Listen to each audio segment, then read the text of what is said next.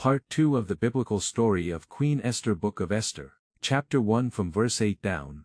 As King Xerxes offered drinks for the banquet. There were no limits on the drinks to be served. The king had given order to the palace servants, that everyone could have as much drinks as he wanted. Meanwhile, inside the royal palace, Queen Vashti was giving a banquet for the women.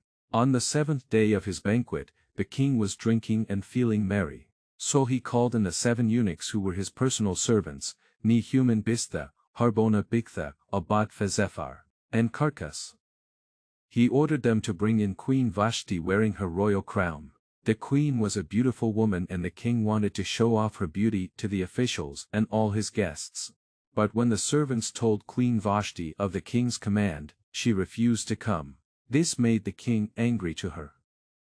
Now it was the king's custom to ask for expert opinion on questions of law and order. So he called for his advisers, who would know what should be done.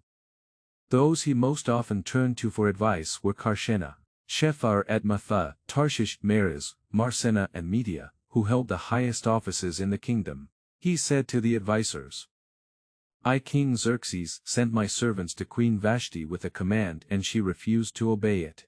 What does the law say that we should do with her then? Memucan declared to the king and his officials. Queen Vashti has insulated not only the king but also his officials.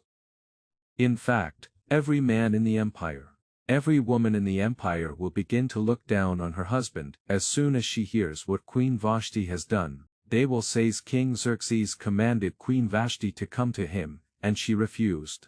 When the wives of the royal officials of Persia and Media hear about the queen's behavior, they will be telling their husbands about it before the day is out. Wives everywhere will have no respect for their husbands. Husbands will be angry with their wives. If it please your majesty, issue a royal proclamation that Vashti may never again appear before the king. Order it to be written into the laws of Persia and Media, so that it can never be changed. Then give her place as queen to some better woman. When your proclamation is made all over this huge empire, every woman will treat her husband with proper respect whether he's rich or poor. The king and his officials liked this idea and the king did what Memucan suggested.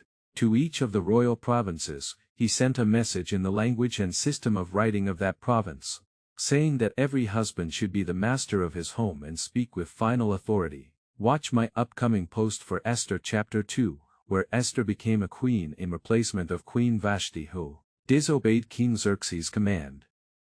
God bless you all, and don't forget to subscribe to our channel here for more biblical story.